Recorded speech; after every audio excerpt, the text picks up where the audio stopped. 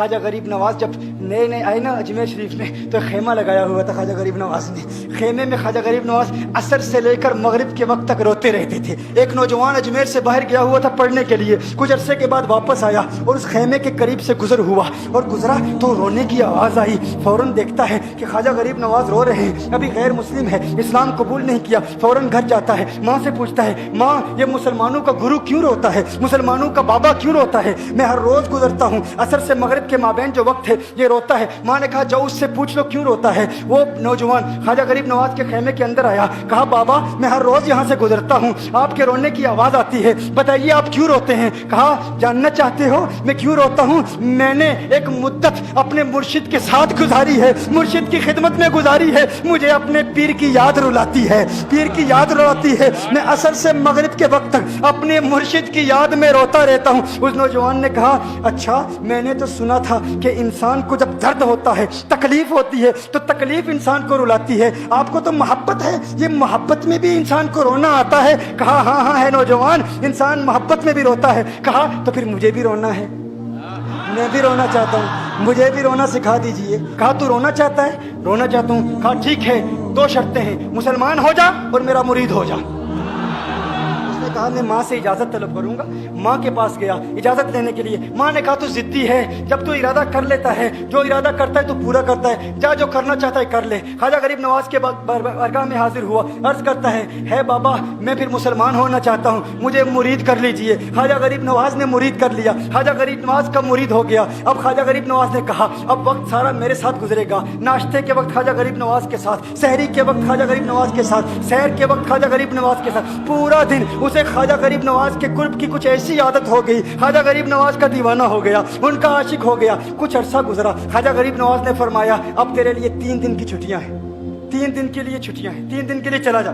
اس نے کہا مسئلہ ہی کوئی نہیں, ایشو ہی نہیں, پرابلم ہی نہیں, ٹھیک ہے 3 دن کے لیے چلا جاتا ہوں. اب جب 3 دن کے لیے گھر گیا, کہا 3 دن کے لیے تو اب مجھ سے ملاقات نہیں کر سکتا, مجھ سے ملنے کی اجازت نہیں ہے. اس نے کہا ٹھیک ہے نہیں ملوں گا. گھر گیا, پہلے دن جب گھر گیا یہ وہ نوجوان تھا جو 3 روٹیاں کھایا کرتا تھا, آج ایک لقمہ بھی نہیں کھا پایا, ایک لقمہ بھی نہیں کھا پایا. اسے کچھ ہو گیا, کہہ رہے مجھے کچھ ویکیوم سا محسوس ہو رہا ہے, کچھ دل میں کمی سی محسوس ہو رہی ہے. یوں وقت گزرتا گیا, رات کا وقت آیا, آنکھ نہ لگی, سو نہ پایا, مکان کی چھت پر چلا گیا. ماں نے دیکھا بیٹا چھت پر کیوں چلا گیا؟ ماں چھت پر جاتی ہے, بیٹے کیا ہوا؟ کہا پتہ نہیں ماں, میں تو فوراً سو جاتا تھا, آج نیند بھی نہیں آ رہی, آج کھانا بھی نہیں کھا پاتا. ماں تو چلی جا. ماں چلی جاتی ہے. یوں جب سحری کا وقت ہوتا ہے اس کی آنکھوں سے اشکوں کی برسات جاری ہوتی ہے, اس کی آنکھوں سے اشکوں کی برسات جاری ہوتی ہے. وہ رو رہا ہے, اس پر رکت تاری ہے. ماں آتی ہے, بیٹے کیا ہوا؟ کہا ماں مجھے پیار ہو گیا ہے, ماں مجھے محبت ہو گئی ہے, ماں مجھے عشق ہو گیا ہے. جا غریب نواز کے پاس, کہا مجھے بلا لو. اب یہ جدائی برداشت نہیں ہوتی, اب مرشد کی جدائی برداشت نہیں ہوتی. ماں فوراً خواجہ غریب نواز کی بارگاہ میں حاضر ہوتی ہے. کہا میں نہیں جانتی ہے مسلمانوں کے بابا, تو نے میرے بیٹے کو کیا دے دیا, تمہارا تعلق نہیں سمجھ پاتی, تمہارا رشتہ نہیں سمجھ پاتی, لیکن وہ تو رو رہا ہے, کہتا ہے واپس بلا لو. خواجہ غریب نواز نے کہا نہیں ابھی وقت نہیں ہے, میں اپنی زبان میں کہتا ہوں. گویا کہ خواجہ غریب نواز نے کہا ہوگا ابھی تو ابتدائی عشق ہے, روتا ہے کیا, آگے دیکھ ہوتا ہے کیا. تیری تمنا تھی, تیری خواہش تھی کہ محبت میں رونے کی عادت ہو جائے, ابھی تو ابتدا ہے. ماں کو واپس بھیج دیا, کہا واپس چلی جا. اسے کہا ابھی اجازت نہیں ہے. وہ واپس چلی جاتی ہے, بیٹے کو بتاتی ہے کہ ہے میرے بیٹے وہ تو اجازت نہیں دے رہا. کہا ماں سن لے, اب اگر نہ بلایا تو میں مر جاؤں گا, یہ محبت مجھے مار ڈالے گی. ماں اگر مجھے زندہ دیکھنا چاہتی ہے تو میرے مرشد کو راضی کر لے, میرے مرشد کو بتا دے اب یہ جدائی برداشت نہیں کر سکتا. ماں فوراً غریب نواز کی بارگاہ میں حاضر ہوتی ہے. کہا ہے غریب نواز کرم فرمائیے, مجھ ماں کی تمنا ہے, مجھ ماں کی آرزو ہے, وہ مر جائے گا. کہا ماں کی تمنا ہے, تیری بات مانتا ہوں, جا اسے واپس بھیج دے. وہ فوراً بھاگتا ہوا خواجہ غریب نواز کی بارگاہ میں حاضر ہوتا ہے. اس وقت خواجہ غریب نواز اپنے مریدوں کو درس دے رہے ہیں, ایک مجمع لگا ہوا ہے. وہ فوراً خواجہ غریب نواز کے دروازے پر کھڑا ہوتا ہے اور پھر مرید یہ منظر دیکھ رہے ہیں. خواجہ غریب نواز کو دیکھتا ہے, خواجہ غریب نواز اسے دیکھتے ہیں. وہ میں نے کہا تھا نا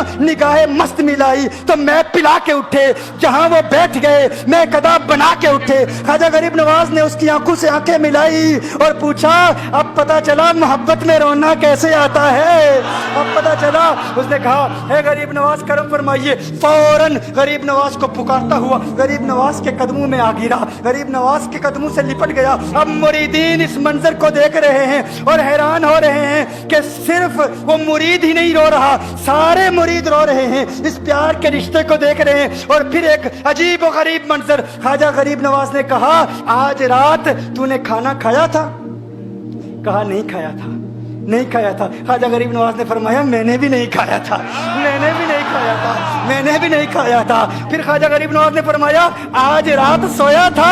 कहा नहीं सोया था। कहा आंख मुझे भी नहीं लगी, नींद मुझे भी नहीं आई। ये मंजर सब मुरीद देख रहे हैं, वो मुरीद भी रो रहा है और ख्वाजा गरीब नवाज की आंखों में अश्कों की बरसात जारी है। ये वो रोने वालों का मकाम है।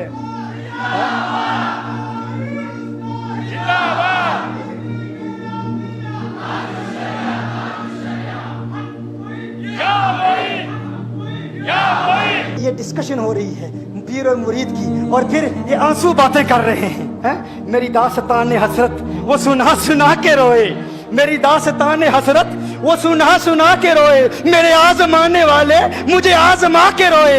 कोई ऐसा अहले दिल हो कि फसाना है मोहब्बत, मैं उसे सुना के रोऊं, वो मुझे सुना के रोए। मैं उसे ये रोने और हम रोने पे आ जाएं तो दरिया ही बहा दें। ये चिश्तियों का रोना है, हम रोने पे आ जाएं तो दरिया ही बहा दें, शबनम की तरह।